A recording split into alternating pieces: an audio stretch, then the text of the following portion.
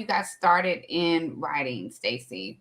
Gosh, well, I'm one of those, I guess, cliched writers. Started writing as soon as I learned how to read. So I've been writing since I was 5 or 6 years old, and initially started out writing poetry and Mhm. then short stories. Progressed to that, and like all through, I grew up in Arkansas, so all throughout my childhood, my family supported my writing, my teachers, and when I was in fifth grade, I had written a poem about police officers of all things, and so my fifth grade teacher sent it to the local police department in my hometown, and I got a letter from the police chief, and like that was a light bulb moment for me as like an 11-year-old, that wow, this writing thing can really impact others, because he was just basically saying how meaningful it was, and they had hung it on the wall in the station and invited me down for a tour and all of that. And around that same time, I tried to write my first novel. It was probably all of 3 chapters, but I boldly sent it off to Harper and Row Junior Books, because I was a prolific reader. So I just found the address in one of my books, and I got a little blue note card, which I still have stashed somewhere, which was basically a really sweet rejection, like thanks, but no thanks. We think, keep writing and reading. But the interesting thing was, like, 25 years later, I think my sixth or seventh book came out with HarperCollins when they were with Zondervan. Mhm. So yeah, full life cycle. But yeah, I started as a kid, and progressed throughout middle school and high school. Discovered journalism, and because I decided I didn't want to be a starving artist. So I discovered journalism and worked for my high school newspaper, my college newspaper, and I did internships. And I had a full career as a reporter for about 15 years. And Mhm. while I was doing that, I returned to fiction and published my first few fiction books.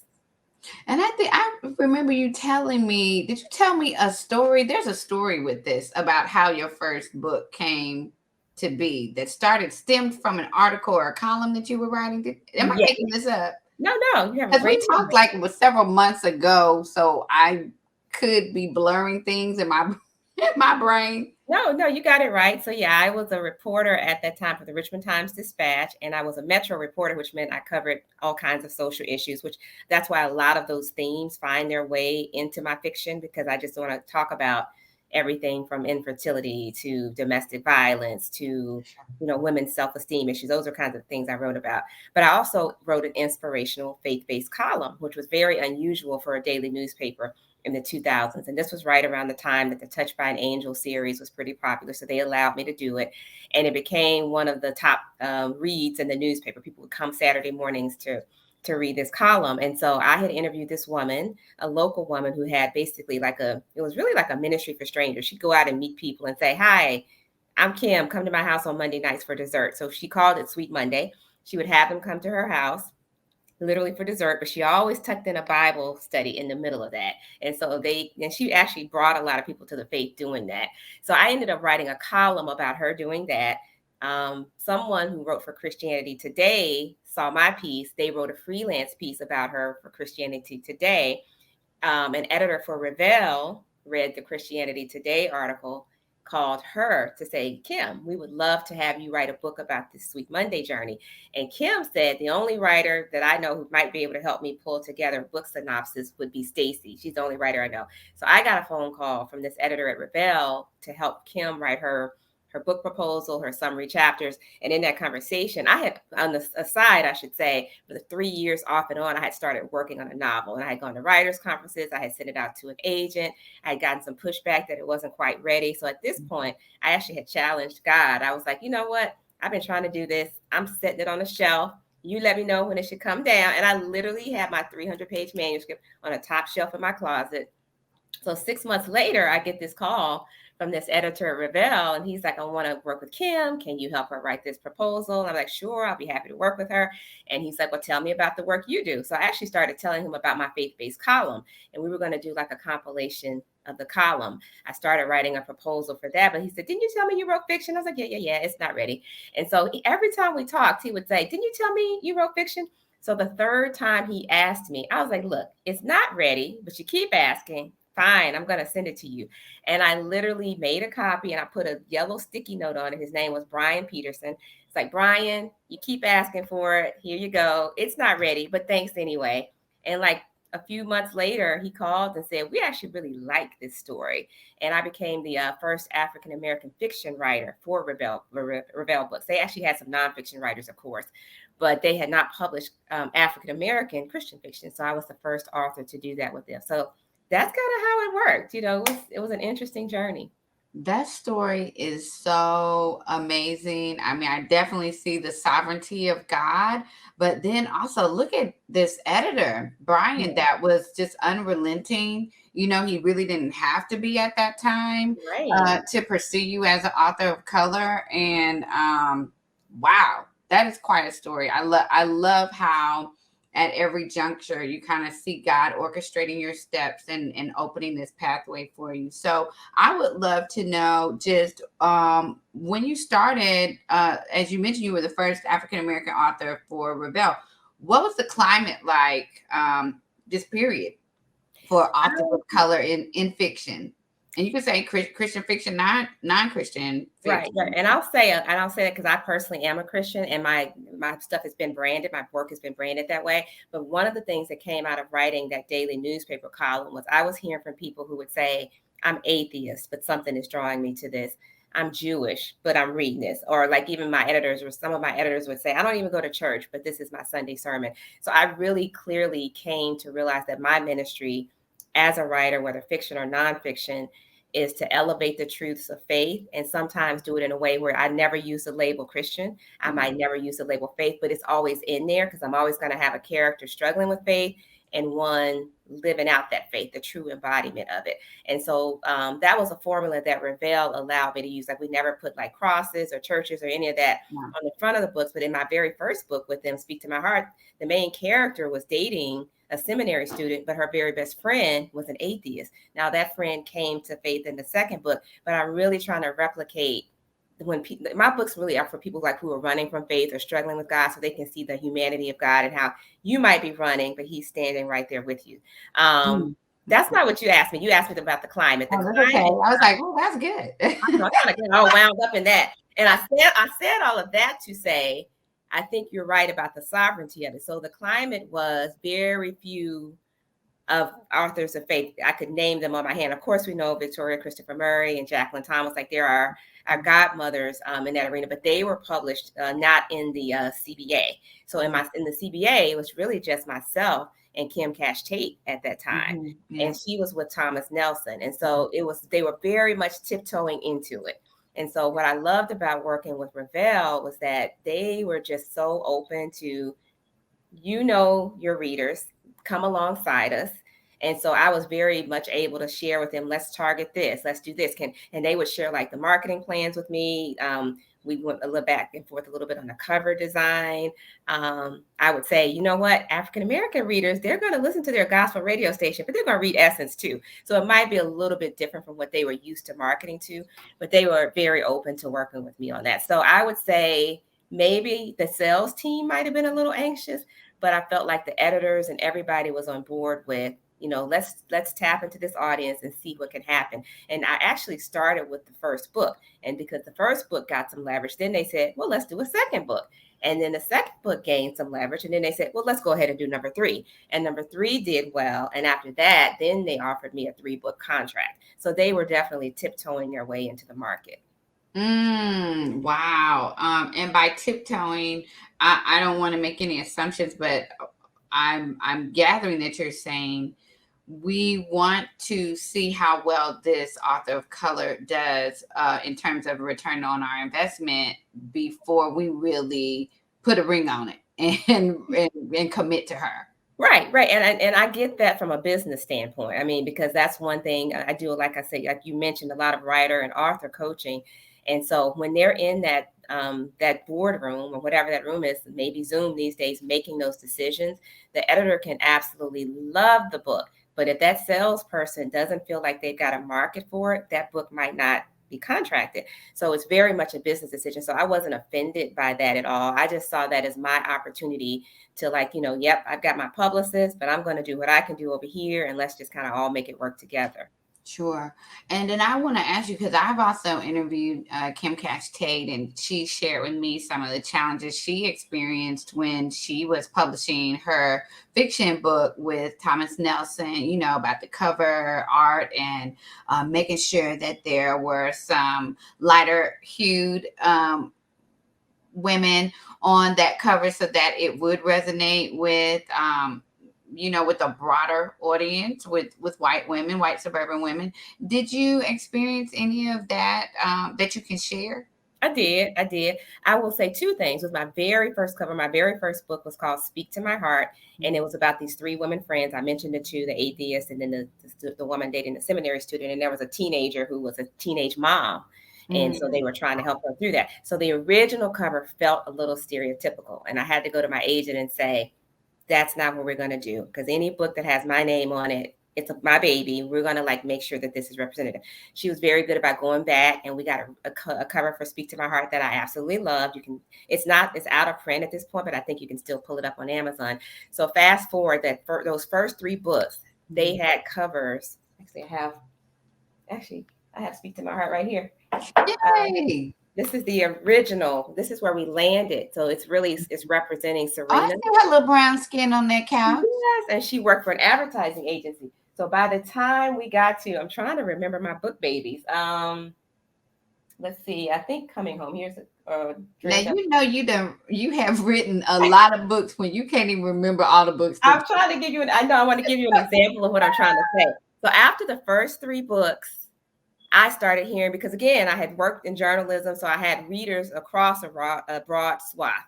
A lot of my column readers followed me to my books. And then I was just hearing from readers around the country. So what I started to hear from the women readers who were not African-American was, we love this book. This was my story, but I can't give this to my girlfriends because they don't see themselves represented.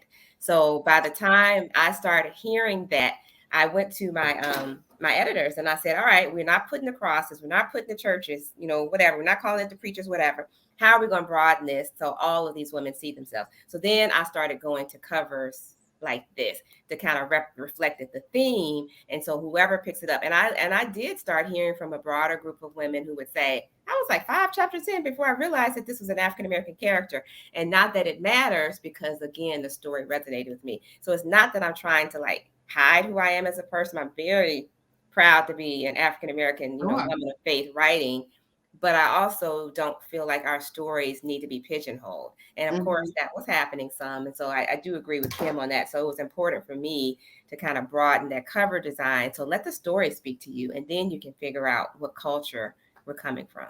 Yeah, and to be quite honest, that's a business decision. So it's just, I think, probably going to be left up to the individual author where they feel most comfortable. Right. I've heard different people talk on it. I know Marshawn Evans Daniel, hers was nonfiction, but with Believe Bigger, there was some talk about her being a person of color on the cover. And then also Tara St. Elian, who is also with, I don't know if she's with Revell or Baker Books, but well, that is Baker Books, but I'm saying, but I'm saying imprint. The imprint that she's with. And I know there was also talk about her being on her cover as well. So I think it's just, that we're dealing with not doing apples to oranges. But it's just the author's probably preference. But that is, I will say too, though, now my first book came out in 2004. Very different climate. Coming Home was probably 2010. I think the space that we're in the world now is absolutely fine for a woman of color to either be this color. This cover should fly with any woman who wants to be woke in America. And I think especially if it's a nonfiction book, and I say that kind of in jest. Okay. And I'll explain that in a second. But I think it's also fine for a woman of color to be on her cover, more so today than it might. I think there's less pigeonholing. And I say that because I've had a couple of conversations with my Caucasian women friends who are purposely seeking out books written by women of color. Because that wokeness that I'm talking about, is they're like, I have been in my little cave, but of course, George Floyd and Breonna Taylor opened up certain women who want to truly try to understand. So I think now is a great time for people of color to put, characters of color, or if you're writing a nonfiction book, for you to have your face in there. My nonfiction book was Zondervan. My first book with Zondervan was actually nonfiction. This didn't fly too well. I felt like we probably should not have had the people of color on this book. This came out in, I'm going to say 2010. I'm getting my dates mixed up, 2009 or 10. But women across the swath have read it. But again, when you see this cover, it makes people feel like it's not for them. And my agent at the time even said that.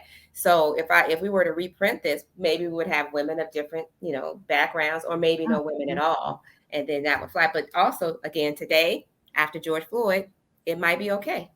Mm-hmm. Whew.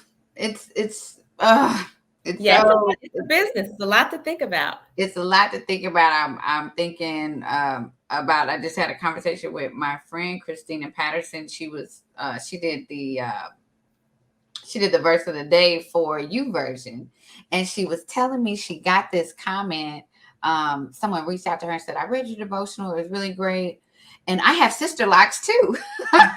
Oh, okay. And I said, what she was saying in that statement of "I have sister locks" is that I see myself when I see you, and so that's kind of what we have to think about when we're Yeah. dealing with this whole cover issue. Is Mhm. that people really, definitely, what if they're brown, are looking to see themselves, but Yes. then also, unfortunately, people who are not brown are looking to see themselves as well, and then also making an assumption of whether or not this book will be um, impactful for me based on the colors of the people on the cover, which is Right. unfortunate because you now have judged a book by a cover, but we're preaching to the choir here.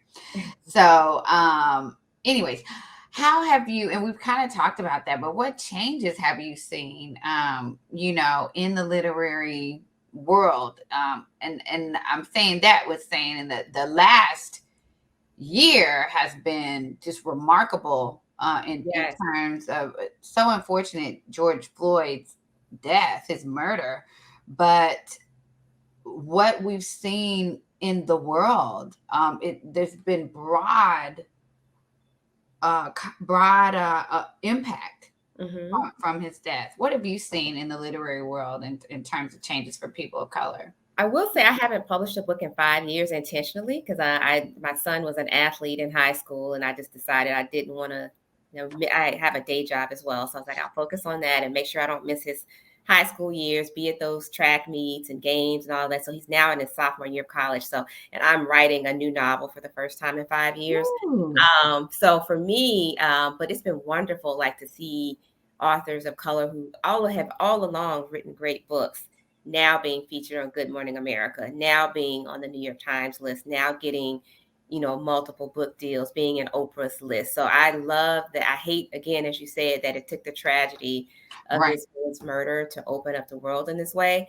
But I think this is a golden time for us as writers of color. So that's what I'm saying. And I think also just in general, there is more openness for people who are not African American to pick up a book with a person of color on it Yeah. because they're open to trying to understand. And so I think it's important for on both sides that writer is getting a chance that they should have always had.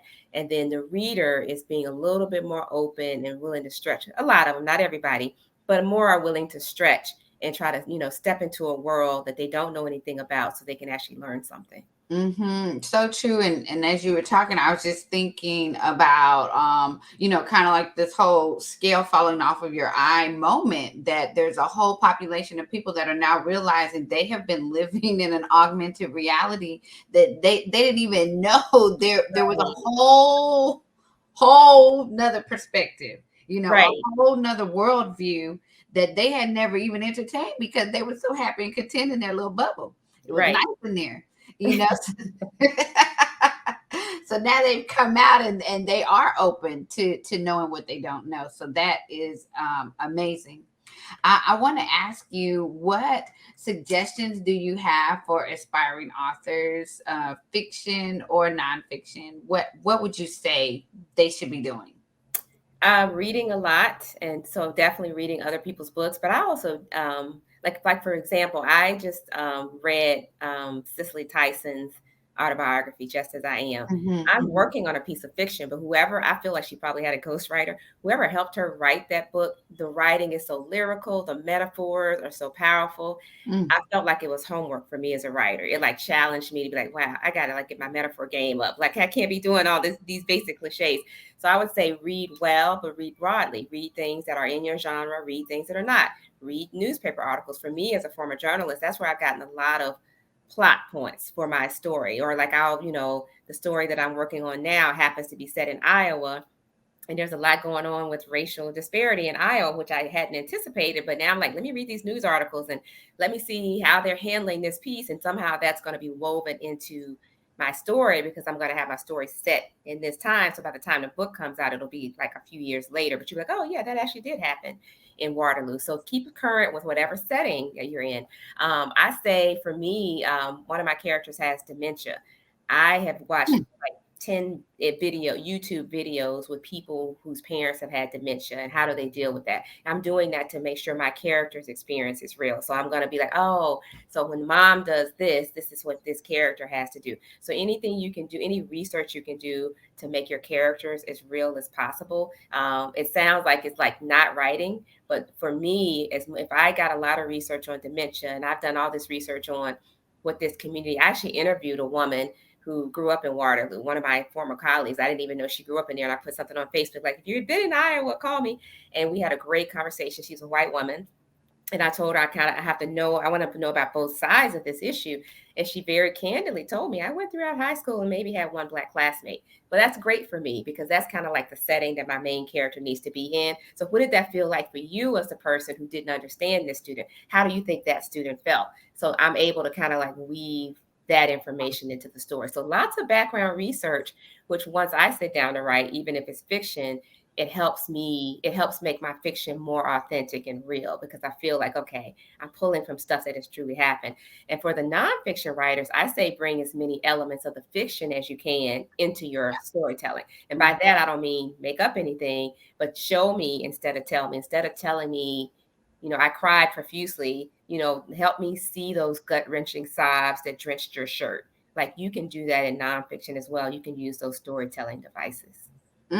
So good. I want to ask you, just out of curiosity, how long do you sit with your characters before you actually begin to embed them into the text? In terms of crafting out who they are and their personal story and their nuances, all this and that.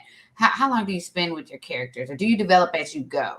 I don't know if it's a set time frame. If I had to give you an average time frame, it's probably going to be like 3 to 4 months that they're in my head. If I'm out on an evening walk, I'm thinking about, okay, I want this character to do what. So I always start with a question. Who do I want my readers, by the time they finish this book, who do I want them to think, feel, know, or do? Doesn't have to be all of them. It could be one of them. Who do I want them to think by the time they finish the book? How do I want them to feel? What do I want them to know that they didn't know? Or what I want them to do by the time they finish the book. So if I can kind of anchor like, well, I want my readers to know from this book, from coming home, that forgiveness is possible. It won't change what happened, but these two women thought they were helping this man die with dignity that they had both been married to. They really were trying to figure out how to forgive each other so he could die with dignity and they could go on to brighter futures.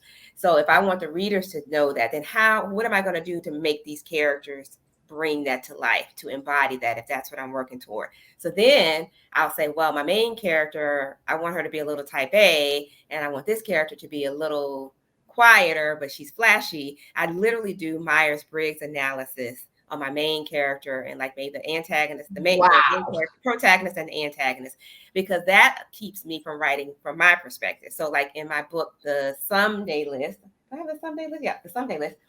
In The Someday List, the way this book ends, Rochelle, and you see we've got a woman of color on this. I love this cover.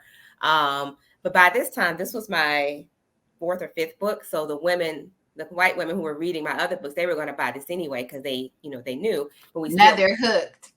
It's like crack. Yeah, I mean, hopefully.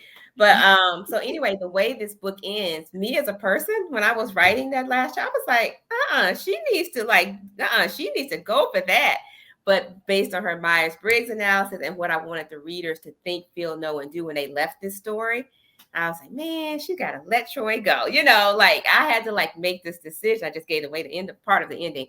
But you're making the decisions based on who your characters are if you're using like a personality test, or if you've done their backstory. Another thing I did with these books, pretty much all of my books, I'll journal about them. So I might write a paragraph like, okay, Rochelle grew up in Philadelphia and she was closer to her father than her mother, and her dad went to prison. None of that ever made it into the book. Like literally, she talked a little bit about her mother, so you could tell her mother was pressuring her to be something that she wasn't. The other backstory didn't make it in there, but because I knew that about Rochelle, that affected how she acted in certain situations in real time. So the more you kind of know your characters, it kind of helps as they're, because they do continue to morph as you're writing. Like they'll do things or they'll change. And I'm like, oh, I hadn't thought about that. Like I just decided in the book I'm writing now, like, oh, that person needs to have this other kind of issue. So it does come to you while you're writing, but if you've got the basic foundation, then you're able to do that.